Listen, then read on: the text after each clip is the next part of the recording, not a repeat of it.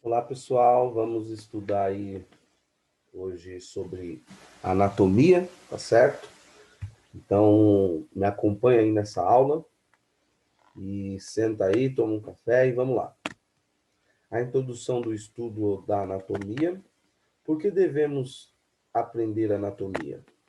Se você leva seu carro a um mecânico que não tem conhecimento das partes que compõem o carro e suas funções, você levaria ele? Você deixaria esse mecânico trabalhar no seu carro? É a mesma coisa sobre a anatomia. Nós temos que conhecer as partes, nós temos que estudar a anatomia. Aprender como o corpo é organizado e como funciona também é de suma importância para que nós possamos entender sobre a anatomia. Entender o que acontece com o corpo quando sofre uma lesão ou apresenta alguma doença, tá certo? Esse estudo é de muita importância para você. Então, mesmo com essa aula, aprofunde-se mais sobre a anatomia, tá certo? Faz muito bem. Níveis estruturais anatômicos, por exemplo, nós podemos estudar células, os níveis estrutural básicos, tecidos com junção de grupos celulares similares. Aí nós temos órgãos, junção de dois ou mais tecidos que capacita o corpo a realizar funções mais complexas. Nós temos os sistemas, junção de dois ou mais órgãos que trabalham juntos por um propósito comum. Tá? Aqui nós temos boca, nós temos glândula, fígado. A anatomia é a ciência que trata da morfologia, isto é, forma geral, trabalha tudo, do organismo e das relações entre suas partes. Então, ele estuda de uma forma geral, né? Tanto de um modo quanto de outro, estuda tudo. A anatomia pega tudo do corpo humano.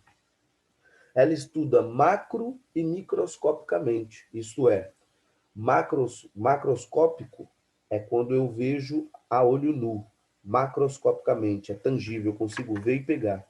E microscopicamente, eu só consigo ver com um microscópio, tá certo? A constituição e o desenvolvimento dos seres organizados. Anatomia significa cortar em partes. A forma de estudar anatomia, tá? Nós temos aí a anatomia regional, que estuda a região das partes, né? Posso estudar o braço, por exemplo, que é uma parte regional da anatomia, tá? Nós podemos a anatomia sistêmica estudar por sistemas ou órgãos que executam uma função comum. Por exemplo, sistema, a gente pode citar o sistema esquelético, o sistema muscular, o sistema urinário, qualquer outro desses aqui embaixo, tá certo? A terminologia anatômica é um conjunto de termos empregados para designar e descrever o organismo em suas partes. Então, eu uso o padrão que é usado aqui, é usado em todos os lugares. Fêmur é fêmur em qualquer lugar, tá certo? Então, é um padrão que se usa para que nós possamos estudar a anatomia e seus fenômenos, tá certo? É uma forma de uniformizar, olha o que a gente falou, é uniformizar os termos usados em anatomia, sendo do latim a língua oficial. Então vamos lá. Nós temos aqui denominação anterior e a nova nominação, né, anatômica. Antigamente se falava da rótula do joelho, hoje não se fala mais, se fala da patela, e assim sucessivamente, ó, ouvido, orelha, né, sistema. Então a gente tem que estar ligado aí nessa nova forma de nominar a anatomia, certo? A variação anatômica tem diferentes morfológica entre os indivíduos que compõem um grupo, a variações também morfológica que causa perturbações, então nós temos a variação anatômica e nós temos a anomalia. Então tem a diferença aí. Diferença morfológica entre o indivíduo que compõe um grupo e na anomalia nós temos uma variação morfológica que causa perturbações à função.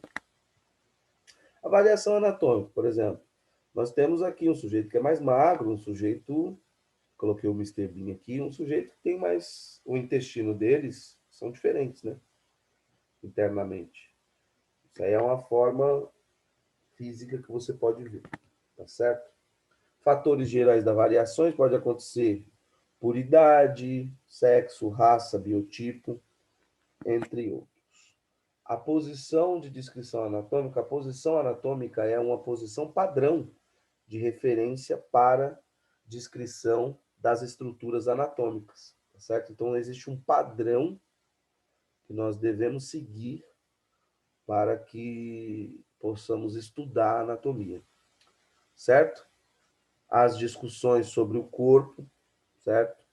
Então, o método como se movimenta, sua postura ou a sua relação entre uma outra área são baseadas na posição anatômica. E qual é essa posição anatômica? O cotovelo está localizado acima da mão. Então, essa é a posição padrão anatômica. Ó. Pés juntos, né? Posição ereto, bípede, né? Que é de com duas posições centrais aqui. Palmas da mão voltadas para frente, olhar em direção ao horizonte e o sujeito reto. Essa posição onde todo o padrão é estudado. Se eu for cortar aqui, ó, se eu for seccionar uma parte do indivíduo, vou estudar só o braço, né, regionalmente. Então, é esse padrão que vai se usar, tá certo? Ah, vou estudar essa parte aqui. Ah, vou estudar essa parte aqui. Então, é assim que é a posição anatômica, é assim que funciona. Então, nós temos a região, a cabeça, o tronco, os membros superiores e os membros inferiores, tá? Cabeça, crânio, face, pescoço, tronco, tórax, abdômen, tá? Os membros superiores, tá? E os membros inferiores aqui, é a pelve, a coxa, a perna, tornozelo, pé, certo? Então, é essa posição que se estuda. Os planos de secção anatômica, planos e superfícies planas, imaginárias, tá? Isso é tudo imaginário, onde a gente vai estudar.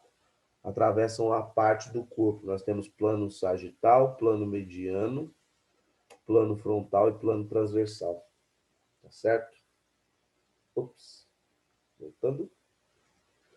Então, no plano sagital mediano, nós temos este corte aqui, ó, essa secção, porque secção também significa cortar. Então, nós temos essa secção aqui, ó, cortar o indivíduo entre duas metades, parte direita e parte esquerda, tá? Então, esse é o plano sagital.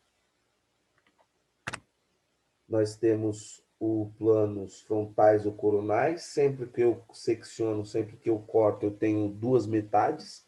Nesse caso, eu tenho a parte inferior e a parte posterior, tá? Nós temos a parte da frente e a parte de trás, inferior e posterior. Nós temos também um plano de secção do corpo, que lembre sempre, toda vez que eu secciono, eu tenho duas metades, eu tenho uma parte e outra.